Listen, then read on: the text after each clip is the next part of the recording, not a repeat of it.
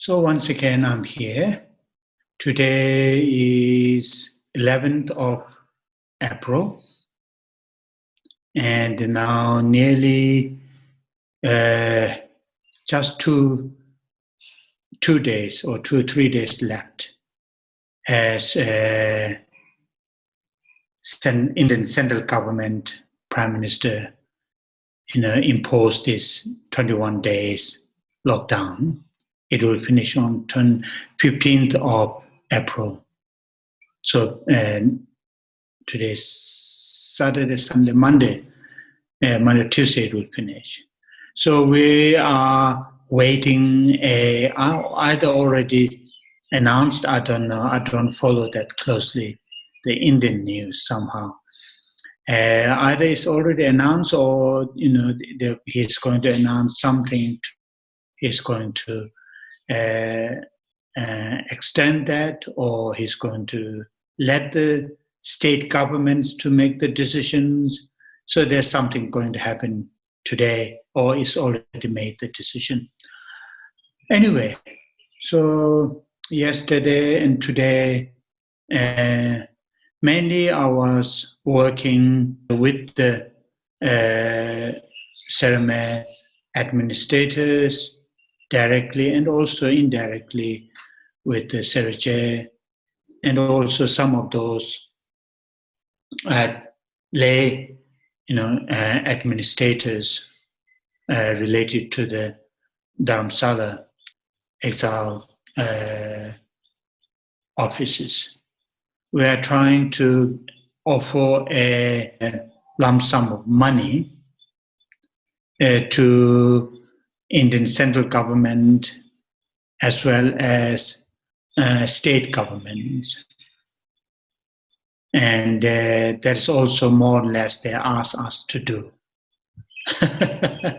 Whether they ask or not, we were planning that quite some time ago, but it is not. It hasn't gone as we want to, but because there are so many small charities are involved, and they're bringing the money and then putting together is not that easy, because all the charities are, exam from the texts on particular two texts.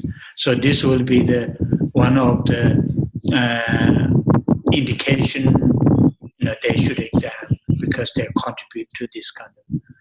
So, but bringing different checks to offer, and it is quite complicated, and lots of talk, lots of the arguments, lots of writing and rewriting. So that is what I've involved yesterday and today. Still not fully penalized. Hopefully, tomorrow Sunday, day after tomorrow, we are able to do that. And so it is quite interesting to examine, my mind along that process, particularly this morning, because I'm the one of the persons. There are several able to read all the details in English, but some are very technical. I don't understand. But where they're asked to write the checks, and the Prime Minister fund, relief funds, there's all those things, and then Chief Minister relief funds, and then not knowing exactly where the money are going to go. And there are lots of debates going on, although I don't follow those debates in the television or newspaper. Some of monks who involved this, who are able to understand Hindi, and most of the debates are going on Hindi, but even in English, very difficult to understand. So this mind is going round and round in my head this morning, where the money is really going to go. I mean, it's not huge, but it is still, for our charity, it is relatively big. And then thinking, I would like to, because our first plan was to really, we need to do this, we want to do this, but we want to do it more practical level. The local Indians, we already look after many local Indians, particularly from our two Sera and Sera hospitals, give lots of free medications like for the diabetes and for the other chronic disease. They are completely offered and so forth. But me and Sera Abbott, we had the discussion, maybe we should do it more, this time more tangible, when this virus hit the local Indian, they have nowhere to go. So we will really create place they can stay and whatever we can. Of course, we don't have a single ventilator. We don't have single fully qualified those doctor, but we have enough people and enough in the other medication. So that was our initial plan. But then this, came up, need to offer money. So all these things are happening, still happening, but more this morning when I was examining my intention to guide, particularly the Sera, of course, the Sera things will be guided by the Sera Abbot, but the Sera have to guide them, and then the chancellors, the administrator, they will sort of bring their idea. So that is what is in my head, what has been in my head last 2 days. And that's not easy. I like the practical things, just go and do it, not in this bureaucracy and all those things. So a little bit mourning anyway. So today, first reading is related to the charity, and it is from St. Francis of Assisi. The actual quotation is this: where there is a charity and wisdom, there's neither fear nor ignorance. So when I read this, I found it's quite interesting, the relation to as I was saying earlier, I've been quite skeptical where these donations are going to go, how they're going to use, and are they going to use properly, or the real needy people will get it, and are they going to use for their politic reasons, and so on and so forth. So in my head this morning and yesterday, and trying to search any way to make it as good as possible, but there's nothing I can do, and that's the reality. So this when Francis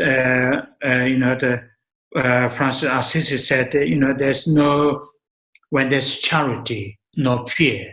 So that's really talking about charity. Either you give material, or you give protection, or you give dharma. Charity can be practiced in many different ways. For example, in the Buddhist tradition, the most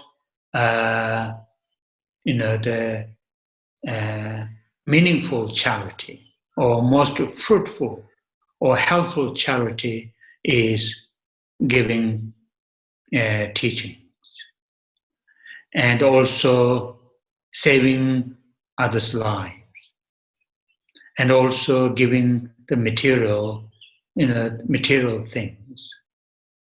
But it is really talking about the attitude your intention, your mind. When your mind, your attitude, your intention is pure,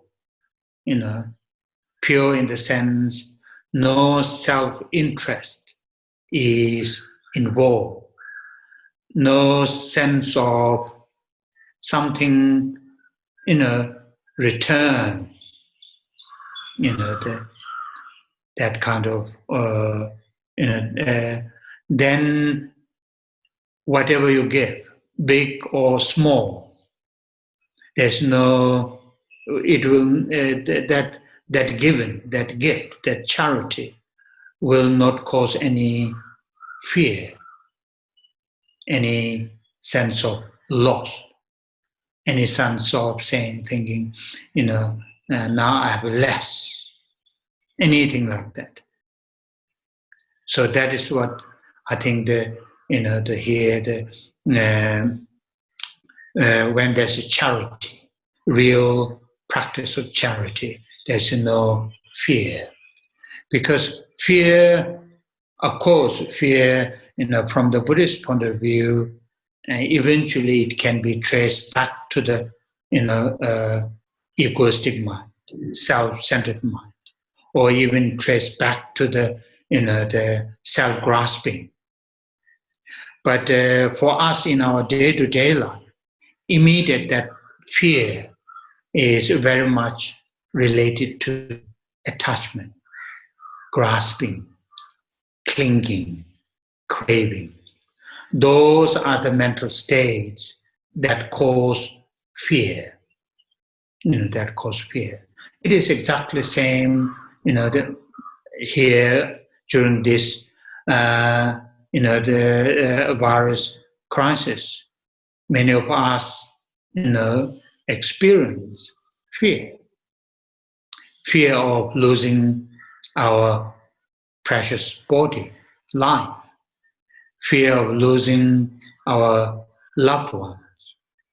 Fear of losing our possessions, and so on and so forth. Why there's fear? Because there's this holding on them,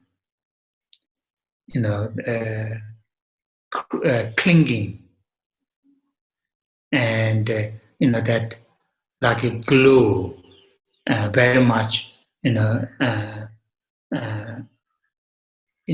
that attachment, and that is why we have a fear.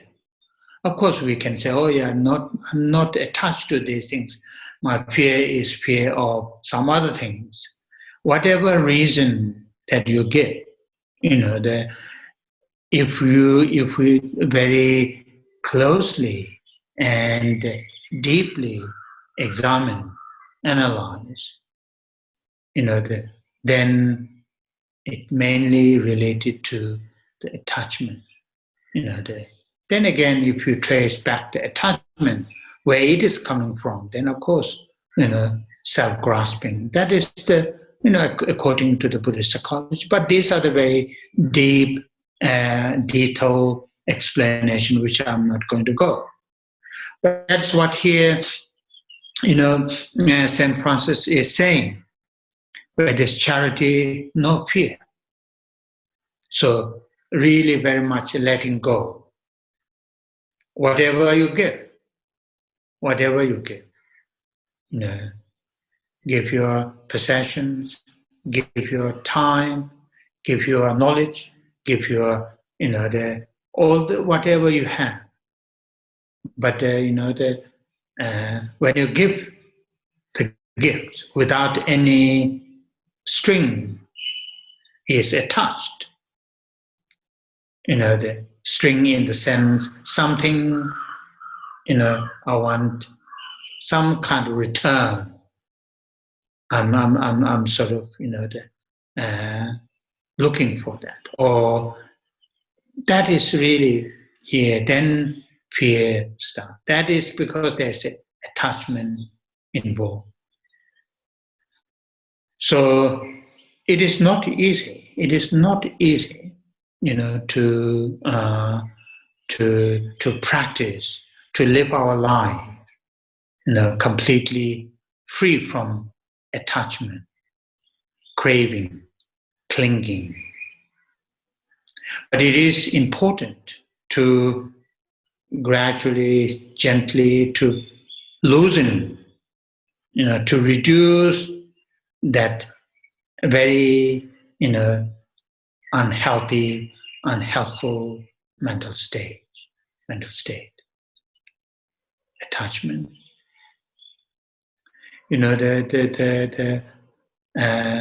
As I mentioned several times, one of the main teachings that historical Buddha had given in terms of the top subject or the topic, he had given teaching on impermanence, nature of impermanence. And that is really how the attachment is reduced, minimized. If we are very deliberately, constantly, continuously place our mind on the nature of impermanence. Everything, within us, around us, are impermanent, not static.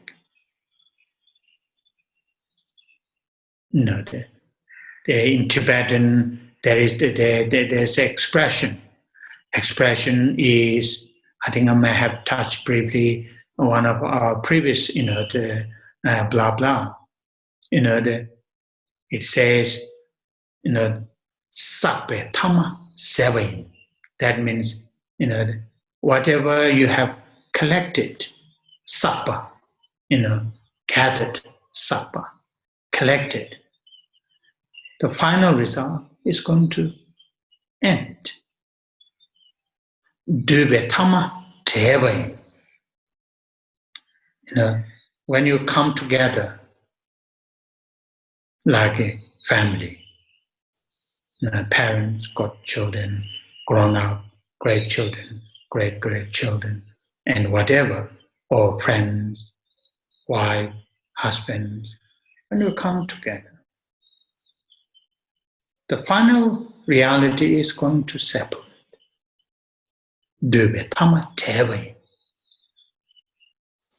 And these are the really, really, helpful, the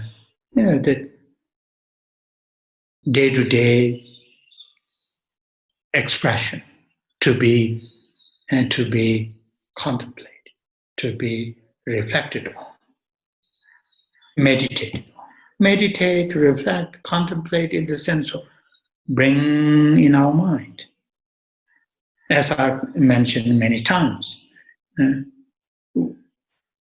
once we meditate during the day, morning, or whenever, 5, 10, 10 minutes, then during the day, briefly touch on that point that you have meditated on early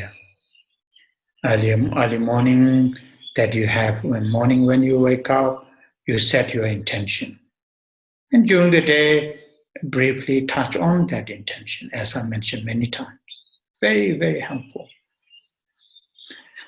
Or morning, if you have read something, important points in this, now I'm talking about, how to reduce the attachment. Attachment brings the fear. When I practice charity, or even not practicing charity, while I'm here thinking about, am I going to lose my life with this violence? My sort of relatives, my friends, my possessions, am I going to lose their life? Am I going to separate from this beautiful weather, Easter weather they're talking about? Yes, it may. As I just mentioned, when we come together, eventually it's going to separate. So the The point here is not have fear. And the fear is due to attachment. Just reflecting on fear alone will not reduce the fear. We need to apply antidote. There are different ways to deal with these unhealthy mental states. Sometimes, yes, just simply observe what's happening within this fear. What is there as a fear? And so on and so forth. Just observing that may reduce fear. Eventually may find sense of peace, sense of, but Buddhist teachers, Indian masters, great Indian masters, they have taught many different ways to deal with these unhealthy mental states. And one is deliberately applying the antidote. Not just simply observing, not just simply being aware of, but deliberately bringing the, applying the antidote. And here is, the antidote to deal with the attachment which brings fear, is contemplating the nature of impermanence. Again, not very much something outside. Yes, outside those mountains, those trees, those forests, they are also impermanent, no doubt. But that will not help us that much. Contemplating outside is changing. The mountains are getting smaller, or they are crumbling, or the trees are getting taller, and so on and so forth, because they are impermanent. May help, but it will not help that much. But really reflect nature of impermanence, relation to one's own body, one's own life, one's own possessions, one's own loved one. Eventually, it may bring sense of extra fear, extra worry. But that will pass when we bring this understanding of impermanence again and again. Then our charity will be very, very pure charity. And as Pastor Assisi said, charity, if there's a charity, then there's no fear. And that will be very, very useful to bear in mind and to practice.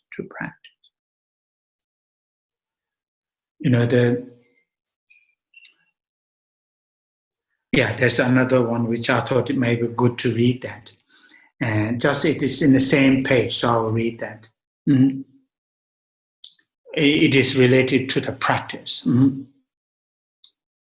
It has a title saying "Real Gains," but that's the actual quotation is this: "No act of kindness, however small, is ever wasted."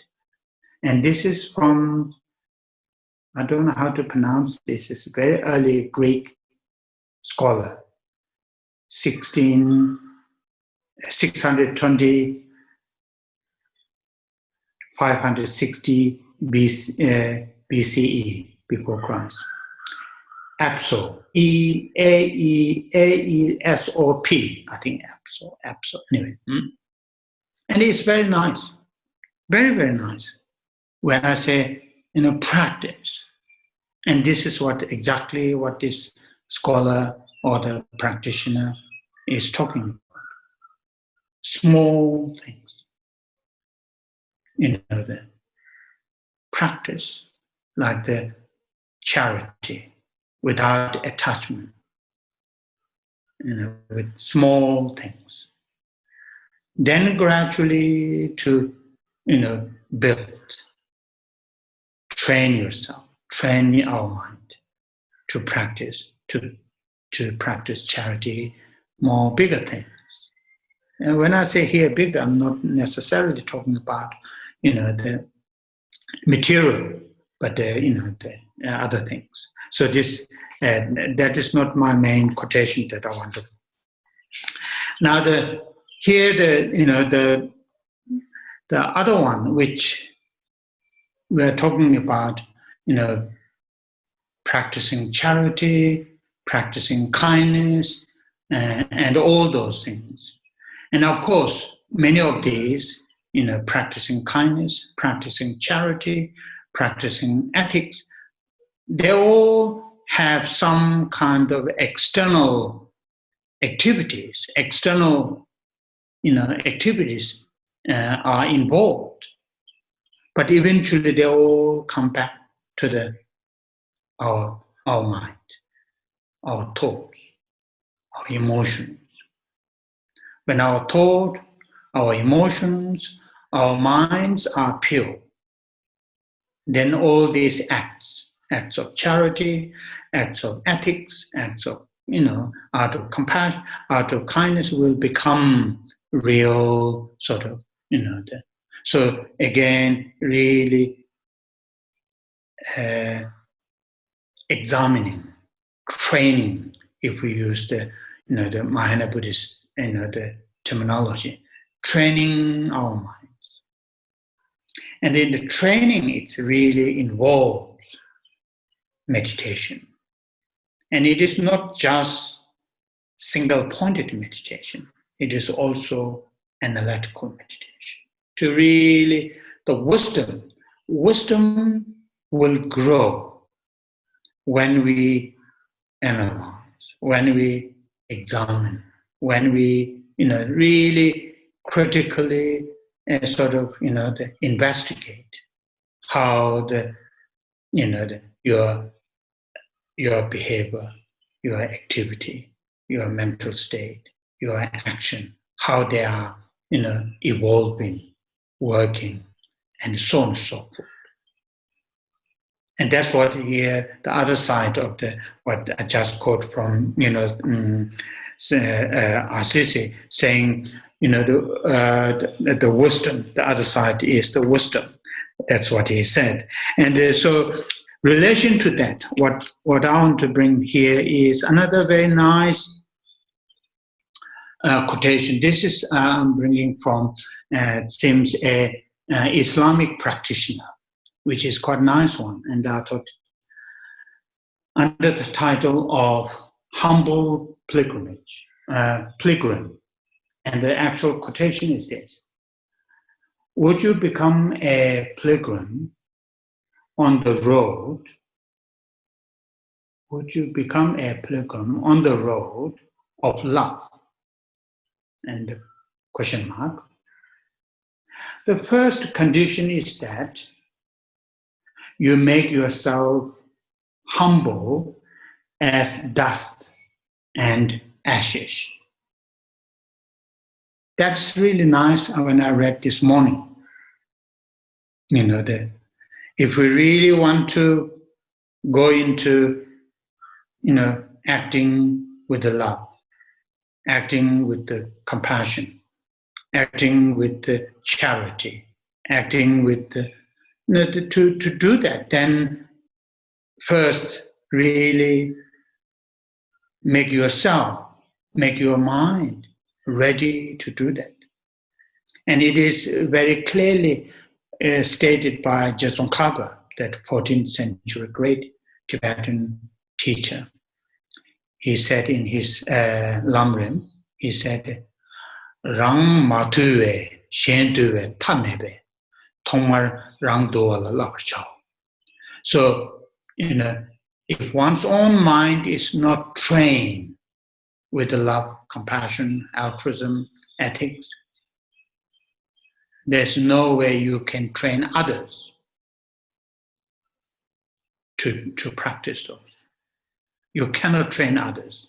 If your mind, if your own mind is not trained, or if yourself is not trained in this love, compassion, altruism, and so forth, you cannot train. You are unable to train other people to have love, compassion, altruism, and so forth.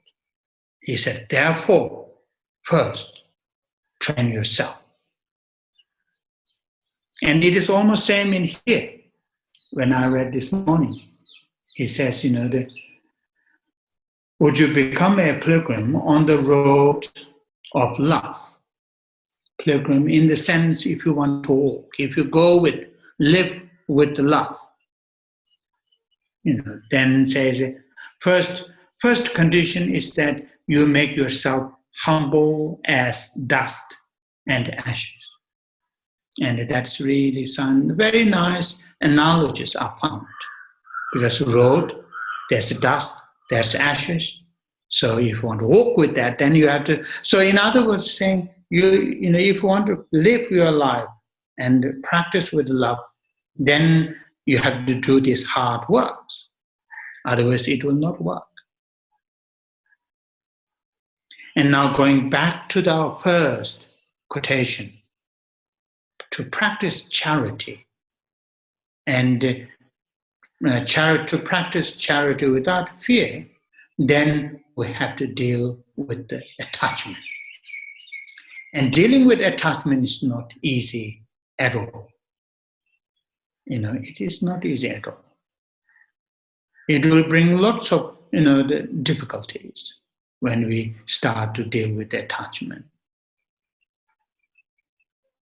As I mentioned very often, this I myself experienced this while I was in UK, and now I'm building in here too. And you can see behind me, those brown colors are my nest to collect my things. When I first came, they all are empty. Now, nearly 2 years, when I look at it, I feel shame. They all are getting like this, more and more and more and more. So when I finish this job, then I have to clean again. And many of them, either I bought it or somebody give it to me. I think, I may need this. But when I finish this job, either 3 years or 4 years, 5 years, most of them I don't need it. And it happened exactly the same when I was in Jamyang, initially in Principal Park for 2.5 years, although the room was very small. When we moved from north to south, boxes. And many boxes were stay in Jamyang in the South London basement. And when I was in Jamyang again, and now again here. And that is the clear sign of attachment. And so that is here. Really if you want to practice these very noble, action, extremely useful, helpful to ourselves and to others, then we should train ourselves. We should train our mind. When we train our mind, when we train ourselves, then these practice will become really some kind of spontaneous, without those difficulties. And that's what here. So this is my last quotation, and which I will end from there. And this is a very nice one, and many of you Westerners, know this. That this is from Saint Luke. The kingdom of heaven is within you. And I thought that's very, very nice. The kingdom of heaven in the sense real peace. From the Buddhism, maybe Nirvana, or in other words, in the Mahayana Buddhism, Enlightenment. Whatever term that you use, here the kingdom of heaven. is within us.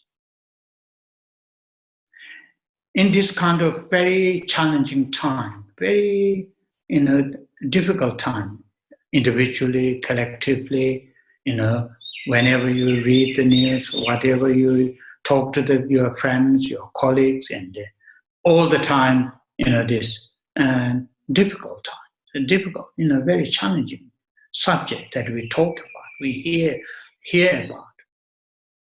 But the peace, the sense of relaxation, the sense of,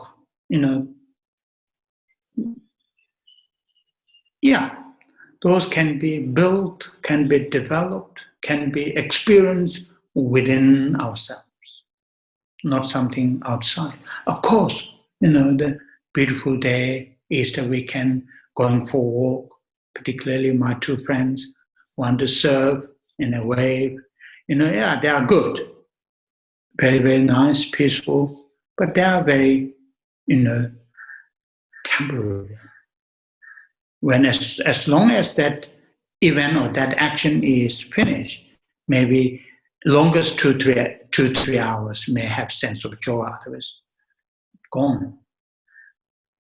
Of course, I'm not saying don't do that. I'm one of the person keep saying do that, go for a walk,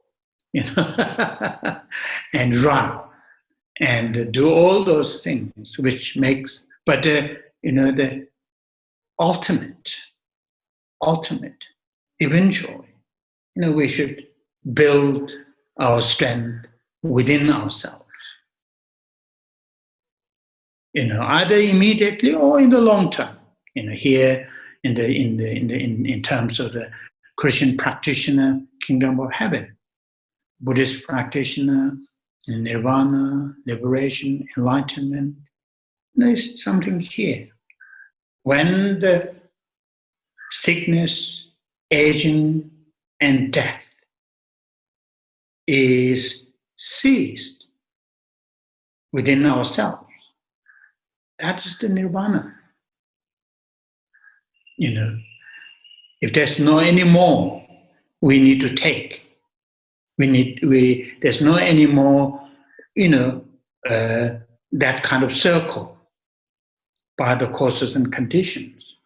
Then, Nirvana or the liberation is experienced within ourselves, not something outside, as St. Luke is clearly stating. So, try to find solution, either immediate solution or the long-term solution.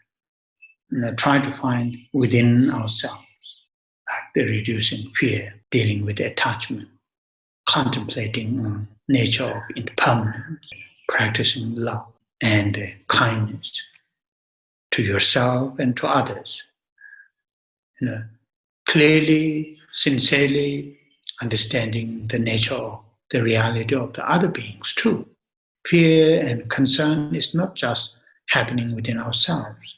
6 or 7 billion human beings, excluding those children and many elderly, otherwise, people who are, old enough to understand that fear is there. But then, there's no point just being in that way. Find a solution. Of course, some kind of external solution or whatever is there, but to find the solution, more reliable solution, more long-lasting solution. That is within ourselves. So that is my today's blah blah, and a little bit shorter than the last one, but that's enough. And take care, and this morning when I read news saying weather is very good and British people are behaving quite well, and I hope that's the case. And here's also weather is very good, but it can't go. Just look at. That's it. Okay. Thank you very much, and I will see you maybe in 2 days' time. Yeah. Thank you.